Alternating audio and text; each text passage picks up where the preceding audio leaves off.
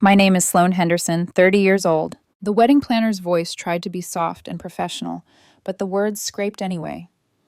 Your family canceled your invitation, but they asked to keep the $65,000 deposit you paid. I stared at the streak of red wine climbing the inside of my glass and said the only sentence that made sense. Cancel the entire wedding. Silence stretched for 30 seconds before Vanessa found air. I'm sorry. What? You heard me. Venue, flowers, band, photographer, everything. The wedding is in 3 days. There are 200 guests. That's not my problem anymore. I hung up. The stem of the glass felt cold and steady, the way my hands didn't. The calls started immediately. First Finn, then Dad, then Mom. I watched the names bloom across my screen like warning labels and let them die in voicemail. It's funny how quickly family becomes a chorus when you stop performing the part they cast you in. This didn't start today. It started last month, at the family barbecue I had foolishly believed would be a welcome. Camden had spent 8 months proving the kind of man my grandmother used to pray I'd find. Kind, steady, lethal, with a bad pun, a veterinarian who let children hold stethoscopes so they could hear a heartbeat be brave. He is also black. Introductions were smooth at first. Camden charming aunts with surgery stories, trading box scores with a cousin. But then Uncle Garrett cornered me by the kitchen sink, mouth full of righteousness. Really, Sloan? You couldn't find someone more suitable? His eyes cut toward Camden, who was teaching my nephew how to catch fireflies. Think about the children, he added, like the word children could launder his meaning into something acceptable. I should have left. I didn't. I tried reason on a man who wanted hierarchy. 2 weeks later came the real blow. Finn called with his awkward ask. Would I consider coming to the wedding alone? Miranda's family was traditional, he said, and threatening to boycott if Camden attended. He mumbled something about her father's deposit and complications. I heard it for what it was, a request to amputate love for a photo op. My brother, whose tuition I helped cover, whose messes I bailed out 3 separate times, whose wedding I had entirely funded because Miranda deserved her dream, was asking me to hide the man I planned to marry. I asked who else felt this way. The pause answered me. They had weighed my happiness against their comfort and decided I was expendable. When Miranda called to cry diplomacy into the phone, I didn't flinch. Too late, I told her, and it was. The doorbell rang. Through the peephole, Camden with takeout, grinning, wholly unaware that his existence had just detonated a centerpiece. Hey, gorgeous, how was your day? I kissed him and chose, for now, not to put the shrapnel in his hands. He would blame himself. None of this was his fault. We were halfway through sesame noodles when my phone buzzed with a text from an unknown number. We need to talk. Meet me at Riverside Park tomorrow at noon. Come alone. Dad. My blood ran cold. Dad doesn't text. Dad summons. Everything okay? Camden asked, eyes on me, voice gentle because he could smell a storm even when I pretended sunshine. Perfect, I lied, sliding the phone away, and felt something harden in my chest. Tomorrow might change everything, and not in a good way. I slept in edges that night, every scenario ending with me smaller. By morning, I'd made a plan. I downloaded a call recording app and tested it twice. I called Zoe, best friend, human truth serum. I need you to know where I'll be, I said. If I don't check in by 2, call the police. Jesus, Sloan, you're scaring me. Good, I said. I'm scared too. Camden left early for a colic surgery, kissed me goodbye while I pretended to sleep. The lie felt like cardboard in my mouth, dry and splintery, but some feral instinct told me this meeting needed to stay between me and the people who taught me the definition of threat. At 11:45, I parked at Riverside, chose a bench with clear sightlines and the kind of shade that makes it hard to read intentions. The playground creaked with 2 board swings. A woman walked a dog that looked like it had retired from being handsome. The air was August thick. Every breath felt like work. Dad arrived exactly at noon in his intimidation uniform, courtroom suit, conservative tie that said, "We settle this my way." He wasn't alone. 2 shapes flanked him. Uncle Garrett, jaw set like a locked box, and Cousin Bryce, shoulders bragging about a football career that steroids had kneecapped. This wasn't a conversation. This was an arrangement. "Hello, sweetheart," Dad said, sitting at my side like we were doing long division together. "Where's Mom?" I asked. "At home," he said, "crying over what you've done to your brother." I laughed because the alternative was breaking open. "What I've done?" I said. "I'm not the one deciding my boyfriend isn't good enough for your precious photographs." "This isn't about him personally," Dad said, settling his voice into the one he used on juries. "It's about preserving our family's reputation. The Hendersons have standing in this community." Uncle Garrett stepped closer, and the space around us shrank. Bryce crossed his arms like punctuation. "Think about the future," Garrett added, the word future dragged behind his teeth. I pressed record inside my pocket and made my face a wall. "My choices? You mean loving someone?" "Don't be naive," Garrett said. "This is bigger than your feelings." "Nobody's racist," Bryce added, as if preemptive denial could disinfect the air. "We just believe in natural order." I looked at the man who'd been arrested twice for bar fights and once for hitting his girlfriend and realized I was living in the world's most expensive farce. Dad pulled out his phone and flicked through photos. My car in Camden's driveway, Camden leaving his clinic, Camden at the grocery store. "We know where he lives, where he works, where he shops," he said lightly, the way people say weather. It would be unfortunate if animal control received anonymous tips about unsafe practices, or if his landlord heard noise complaints, or if potential clients learned rumors about his character. My blood turned to ice, and then to something sharper. "You're threatening him," I said. "We're protecting you," Dad corrected. "Sometimes protection looks like difficult decisions." The three of them, my father, my uncle, my cousin, looked pleased with themselves, like men who had rehearsed a scene and admired the acting. I studied their faces and asked the only question that mattered. "How long have you been planning this?" Dad's mask slipped, just a fraction. "Your brother called the night after he met Camden," he said. "Said you seemed serious." The ground tilted. So Miranda's traditional family? A convenient lie, a cover story with better lighting. They hadn't been reacting. They had been constructing. I stood. The recorder in my pocket felt suddenly heavy and perfect. "You have a problem," I said. "What's that?" Dad asked Shade, already weary of my lines. I took out my phone, tilted the screen so the red waveforms winked at the afternoon. "I have everything you just said." For a heartbeat, the park went very quiet. Then all three masks slipped at once. Dad lunged faster than I expected, not to grab the phone, but to trap my wrist between his fingers and the bench slat, a lawyer's hold dressed as a father's concern. I stared at his hand until he moved it, slow and careful, like he'd just realized the camera that mattered wasn't the one in my pocket. "Delete it," he said. "No," I answered, and tasted the steel in my own voice. Garrett tried a different tactic, the Sunday school sigh. "Sloan, come on. Don't torch your life over a phase." I let out a small, astonished laugh, because there it was, the word that shrinks love until it fits in other people's pockets. Bryce shifted his weight like a bouncer who'd been promised a fight. "You think recording us changes anything?" he asked. "You think anyone will take your side over ours?" "Yes," I said simply, because I had spent the last 10 years paying for the kind of credibility they assumed came free with their last names. Dad's eyes cut toward the playground, recalculating risk, then back to me. "This is your last chance," he said, dropping the velvet. "Tomorrow morning you call Vanessa and fix this. You'll attend the wedding alone, you'll smile, and you'll tell your little boyfriend you made a mistake. If you don't, everything around him gets complicated." The word hung there like a tripwire. "You mean the Hendersons make it complicated," I corrected. "Let's be clear." He lowered his voice, the tone he used when juries leaned in. "We are protecting a legacy. 4 generations in this town. Employees, charities, the church. Your choices reflect on all of us." I let the silence work on him the way he'd taught me. Let it stretch until the other side is tempted to fill it with truth. "How did Miranda's traditional parents react when you looped them in?" I asked softly. Garrett smirked before he could stop himself.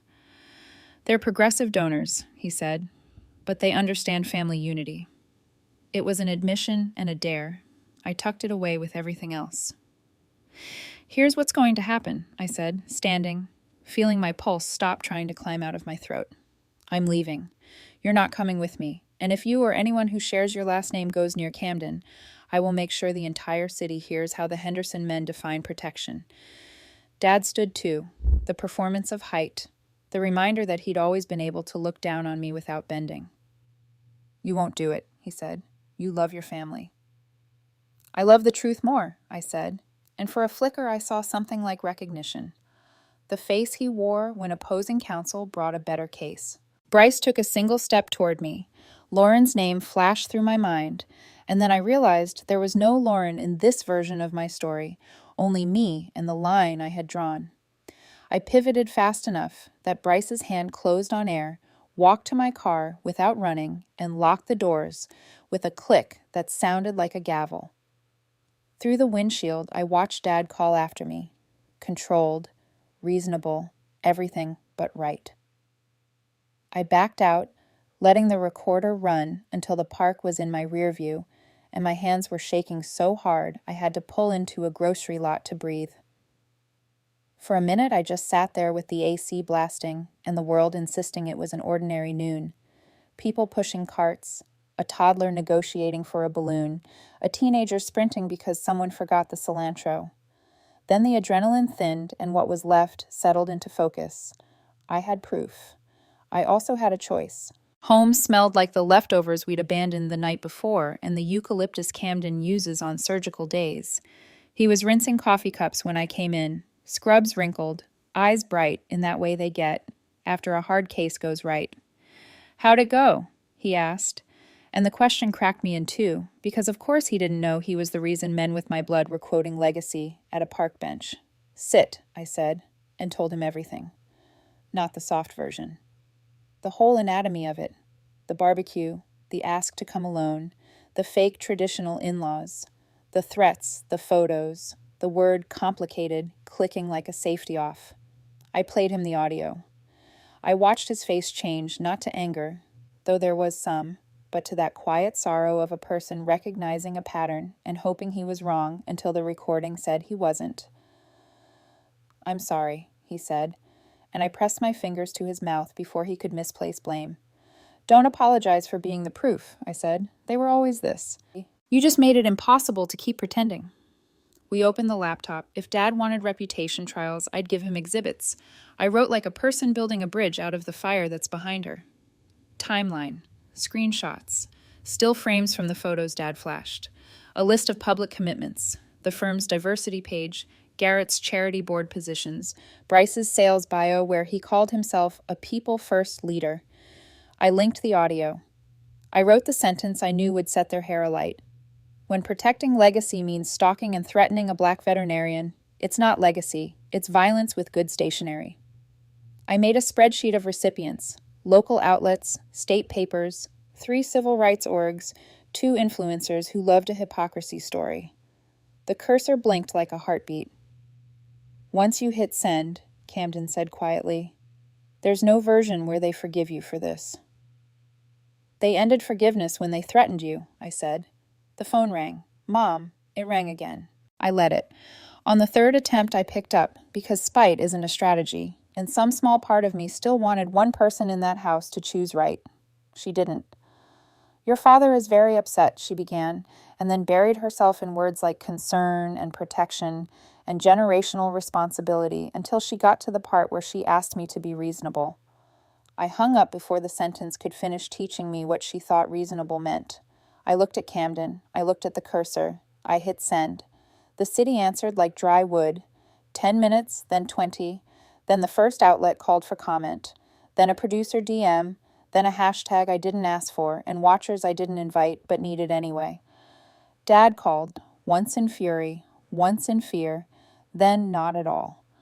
Miranda texted a paragraph of regret that read more like crisis management than love. Finn tried to FaceTime. I let them stack like plates in a sink no one was going to wash. By evening, Vanessa the planner called with a voice like flint and told me she had her own recording. Dad offering double, then slurring venom when she declined, and a friend at Channel 7 who wanted it. "Send it," I said. After midnight, when the house finally quieted and my phone was only buzzing every few minutes, I stood at the window with the lights off and watched our street be ordinary again. A neighbor watering tomato plants, someone laughing 2 doors down. Camden slipped his hand into mine and didn't say anything, which is sometimes the bravest thing a person can do. "They'll come harder," I whispered. "Then we'll stand harder," he said. I realized the fear inside me had moved over just enough to make room for something else. Not victory, not yet, just the clean edge of resolve. Tomorrow my family would learn what legacy looks like when truth is louder than money. Tonight I slept with the recorder on my nightstand like a talisman and the window cracked to let the air in. The first headline landed before sunrise. Prominent Henderson family accused of racist threats against interracial couple. By 8 a.m., my phone was an inferno. Notifications, missed calls, interview requests, angry texts that ranged from furious disbelief to trembling apologies from people who suddenly remembered they'd once liked me. I didn't answer any of them. Camden and I sat at the kitchen counter, coffee gone cold, watching our names scroll across news tickers like strangers dissecting our lives. Every outlet had run the audio, my father's tone controlled, Garrett's smug comment about natural order, Bryce's casual racism thrown in like background noise. When the reporter read Dad's "We're protecting our family" line, Camden exhaled a single word. "There it is." "What?" "The truth," he said. "The kind they can't hide behind charity banquets." By noon, Dad's law firm had gone into lockdown. Their no-comment statement was already trending because someone noticed they'd disabled the diversity page on their website an hour after the story broke. The first call came from Miranda. Her voice was raw, panic slicing through the phone. "Sloan, what did you do?" I told the truth. "You've destroyed everything." "I didn't destroy it. I just turned on the lights." She started crying, repeating Finn's name like an apology, but I'd already hung up. The second call was from Finn himself. I answered that one. "You lying piece of—" "Don't finish that sentence." "You recorded our father?" "I recorded my father threatening the man I love. You helped plan it, which makes you part of it." "It was supposed to be simple," Finn said, voice fraying. "You were supposed to come alone, we'd make it through the wedding, and no one would have to know." "No one would have to know that my family's a pack of racists?" I said, laughing so I wouldn't scream. "Congratulations, Finn. Now everyone knows." He tried to threaten me with consequences, with legal action, with shame. I let him talk himself hoarse and then whispered, "You should hire a PR firm. You're going to need one." By evening, Camden's clinic voicemail was full of reporters pretending to be pet owners. 2 employees had already called in sick, terrified of being ambushed by news vans. I wanted to protect him from the chaos, but he was already ahead of me, emailing clients, explaining, inviting them to judge him by his work instead of my bloodline. That night, the doorbell rang. It was Vanessa, the wedding planner. She stood on my porch, hair pulled into a defiant bun, holding her phone like a loaded weapon. "I thought you should have this," she said. "After you canceled, your father called me. He offered double my rate to salvage the event. When I refused, he lost it. I recorded everything." She hit play. Dad's voice filled the porch, dripping with entitlement. "Do you know who we are? That girl, my daughter, doesn't understand what she's done. We can ruin you too, if you don't cooperate." When the recording ended, Vanessa looked almost sorry. "I sent it to Channel 7. Their producer said they're airing it tonight." "Thank you," I whispered. "No, thank you. You just made it a little safer for people like me to say no to people like him." When she left, I realized my hands were shaking. Camden took my phone before I dropped it. "You okay?" "No," I said honestly, "but I think this is what justice feels like before it feels good." The news cycle detonated again that night. Channel 7 aired Vanessa's clip, followed by statements from civil rights attorneys and local activists calling for investigations into the Henderson law firm's hiring practices. Hashtags spread like wildfire. By morning, the fallout was surgical. 3 of Dad's biggest clients dropped him within 12 hours. Uncle Garrett's bank suspended his board seat. Bryce was temporarily relieved of duties pending review. Finn's engagement imploded when Miranda's parents released a statement condemning the Henderson family's bigotry and deceit. The internet had done what my conscience never could, leveled the playing field. At noon, Dad finally called. His voice wasn't booming anymore. It cracked at the edges like something that used to be powerful and wasn't sure how to exist without that power. "Do you have any idea what you've done?" he said. "Yes, I exposed the truth." You've ruined us. 3 clients gone overnight. The Bar Association is investigating. Garrett was caught on camera threatening someone. Actions have consequences. This will ruin our name, Sloan. You already ruined it, I said. I just told everyone how. He tried a softer tactic then, that oily persuasion he used on juries. We're family. Families don't destroy each other. I took a deep breath and said what I'd been too afraid to say my entire life. You stopped being my family the moment you threatened the man I love. The silence that followed felt like years. When I hung up, I didn't cry. I didn't even tremble. I just sat there feeling a kind of exhausted clarity. The storm had already cost me every bond I'd been born into, but it had given me something else, the ability to stand without apology. That night, Camden cooked dinner while my phone kept buzzing on the counter. Reporters, strangers, allies. Mom called again and again, but I couldn't answer. I couldn't let her turn this into another conversation about what I'd forced them to do. The next day, a woman I didn't know knocked on my door. Mid-30s, professional, nervous. Are you Sloan Henderson? I am. My name's Claudia Martinez. I used to work at your father's firm. I invited her in, and she told me what I'd suspected but never confirmed. The casual slurs in partner meetings, the jokes about clients of color, the promotion ceilings no one was allowed to name. After your story came out, 8 of us filed a joint complaint with the EEOC, she said. We finally felt safe to tell the truth. When she left, Camden and I sat in stunned silence. You started something, he said quietly. I didn't mean to start a war. Maybe wars don't start when people speak, he said. Maybe they start when everyone stays silent too long. That night, I opened my email to find hundreds of messages from strangers. Some thanking me, some confessing their own family nightmares, a few laced with hate.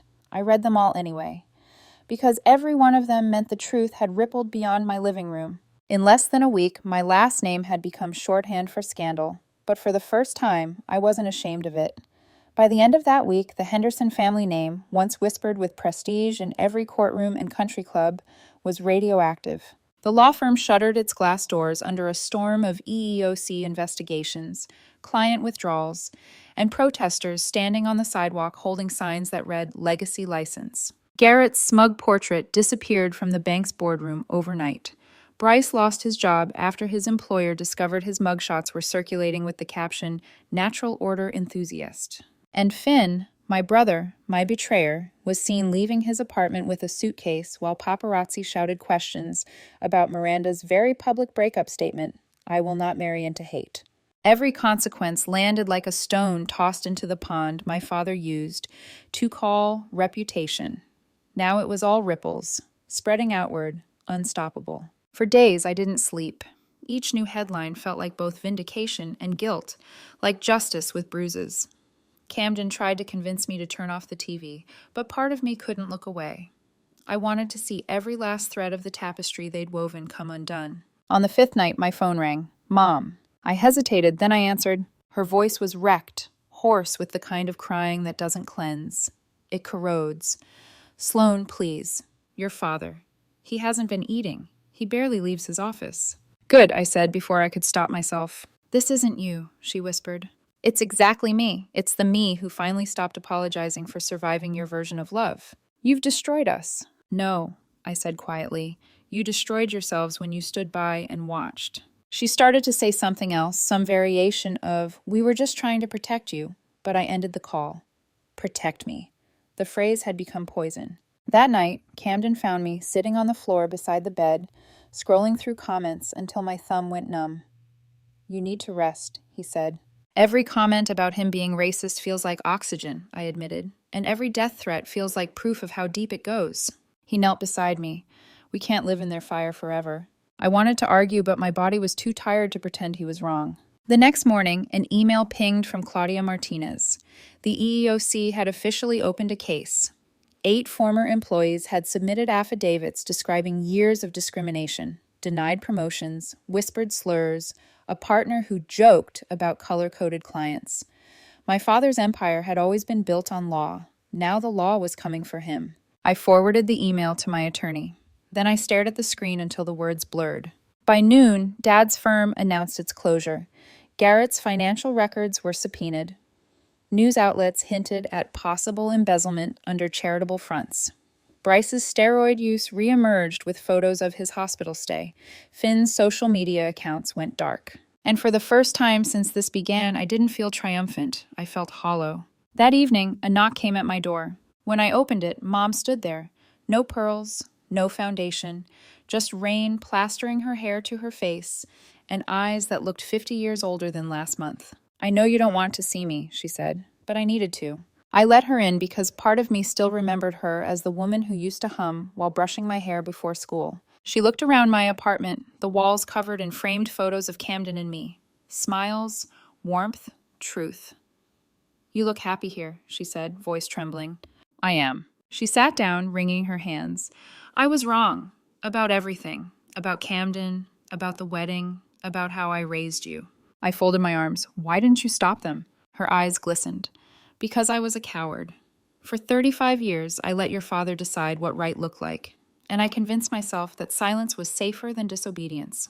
Even when you knew it was wrong." "Especially then," she whispered. The honesty in her voice startled me. For the first time, there was no sermon, only surrender. We sat in that silence a long time.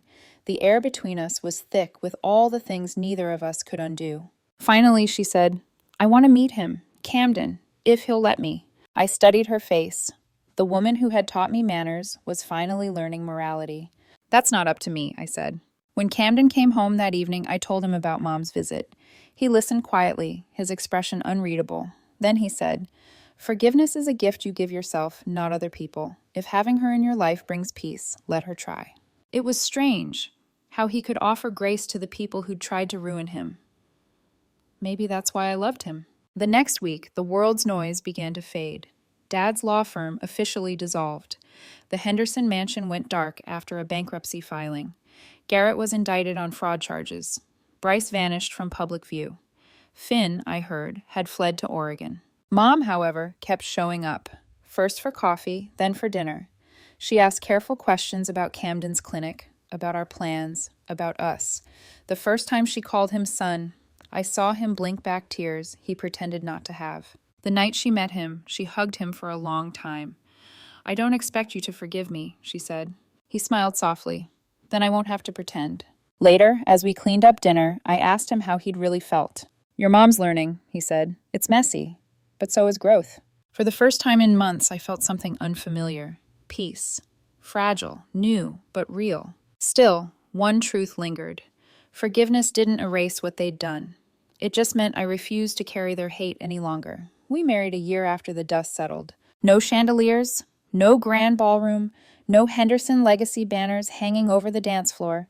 Just a backyard on Camden's family farm in North Carolina, with fairy lights tangled in the branches and the smell of barbecue drifting through warm air. Mom sat in the front row. She'd been terrified to come, convinced I'd rescind the invitation at the last minute, but she came anyway, clutching a tissue and a courage she'd earned the hard way. Camden's mother straightened her corsage and whispered, "You're family now," like a quiet benediction. Our vows were simple. We promised not perfection, but presence. Not forever without change, but growth without fear. When the pastor said, "You may kiss the bride," Mom started crying so loudly everyone laughed. It wasn't the elegant kind of crying you see in movies. It was raw, red-eyed relief. And maybe that's why it meant more. After the ceremony, she handed me a small box wrapped in ivory paper. Inside was a slender gold ring with a modest diamond. "It was my grandmother's," she said. "I was saving it for your wedding day. I know you already have a ring, but this one is for the family you built, not the one you escaped." I slipped it onto my right hand, where it could never compete with the one Camden gave me. "Thank you for choosing love over fear," I whispered. "Thank you for teaching me how," she said. For months afterward, we built something that felt solid and earned. A home 3 streets from Camden's clinic, a Sunday routine of pancakes and jazz music. The quiet confidence of knowing that peace doesn't require applause. Mom came over every weekend, sometimes bringing old family photos, sometimes just bringing silence that didn't need to be filled. Finn sent a single wedding card with no return address. Inside was a note. "I'm sorry. I hope someday you can forgive me." I didn't know what to do with it, so I put it in the same drawer as the ring box, a museum of unfinished things. Dad never wrote. His name started appearing in court documents, then in bankruptcy filings, then nowhere at all. When Garrett died of a heart attack during his embezzlement trial, I felt nothing. just a quiet ache for the children he left behind, who would grow up learning that bloodlines don't guarantee decency. Camden and I found our rhythm. He expanded the clinic, hiring 2 more vets, both women of color.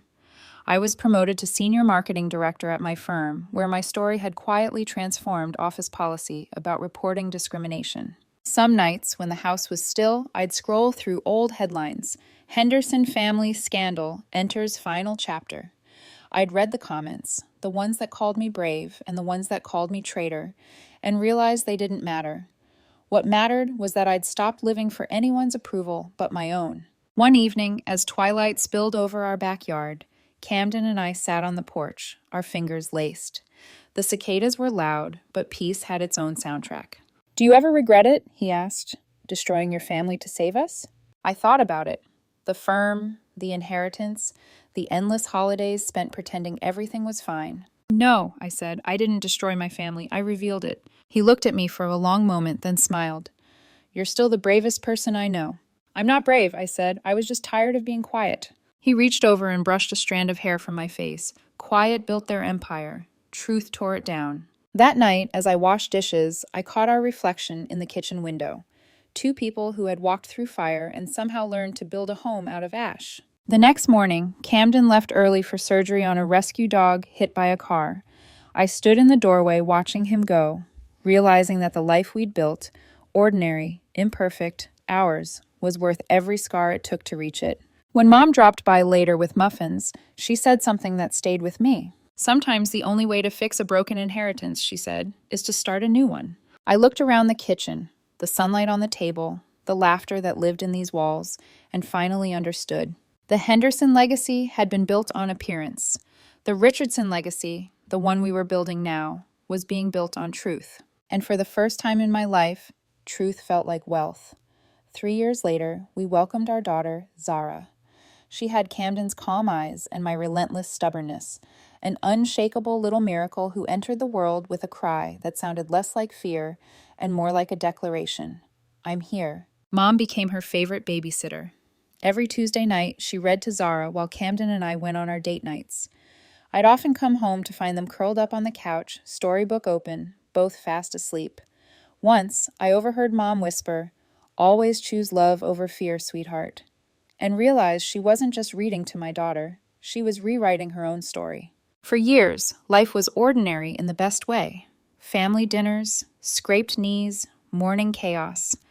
The only reminders of my past came in quiet moments, when a stranger recognized my name from the scandal, or when I opened that drawer and found Finn's note still waiting, patient as forgiveness itself. 15 years passed before Zara asked about it. "Mom," she said one night over homework, "why don't I ever see your brother?" I froze, then smiled softly. Because sometimes love needs distance to stay honest.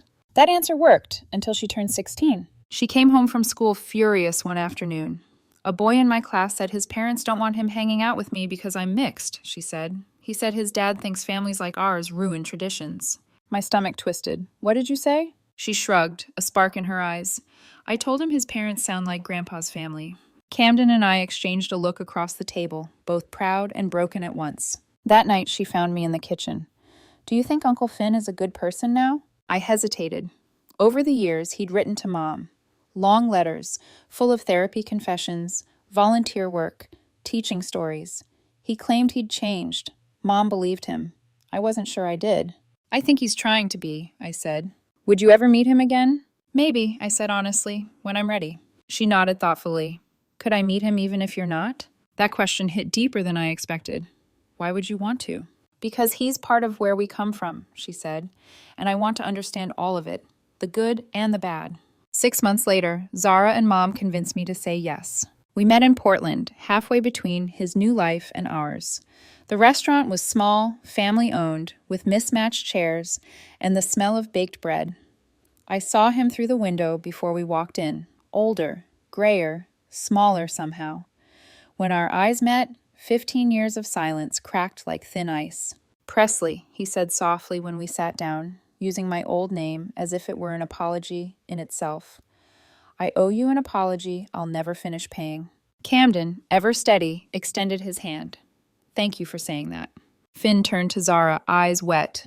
You must be Zara. Your grandmother sends me all your debate photos. Zara smiled politely. Are you really my uncle? I used to be, he said. Maybe I can be again someday. Lunch was awkward at first, small talk about college plans and work, but it softened. He told us about his wife, Ko, and their 2 kids, about the years he'd spent in therapy learning how hate hides in ordinary words. I lost everything because of what I did, he said quietly, but losing everything gave me a chance to build something real. My kids are growing up with both Japanese and Irish heritage. I teach them that love isn't about sameness. It's about seeing someone fully and still choosing them. Camden nodded slowly. What changed you? Consequences, Finn said. For the first time in my life, I couldn't talk my way out of what I'd done. I had to face it, and I had to learn that regret isn't the same as redemption. When lunch ended, he asked if he could speak to me alone. I don't expect forgiveness, he said, but not a day goes by that I don't think about what I did to you, and to him. You saved my life, Sloane, because you showed me what integrity looks like. I'm not ready to be close, I said. He nodded. That's more than I deserve. On the drive home, Zara peppered us with questions about forgiveness and accountability. Can people really change? She asked. Some do, I said, but real change takes time and proof. How long? As long as it takes. 6 months later, Finn and his family visited us. Zara gave them a tour of town, ending at the same park where Dad once threatened Camden's life. She stood by the bench, sunlight catching her curls, and said, "This is where Mom decided to stop being afraid." Finn sat there for a long time, watching his daughter play with Zara and whispering, "It's beautiful here." It is now, I said. Years later, when Zara graduated high school as valedictorian, Finn was there. So was Ko. So was Mom, beaming in the front row. In her speech, Zara said, "Heritage isn't just what you inherit. It's what you choose to pass forward." Camden squeezed my hand. "She's you," he whispered. "No," I said, smiling. "She's us." The story might have started with betrayal and fear, but it didn't end there. It ended with legacy. One built not on power or pretense, but on truth and courage. Because sometimes the most loving thing you can do for a family is to burn the old foundation and rebuild it, brick by honest brick.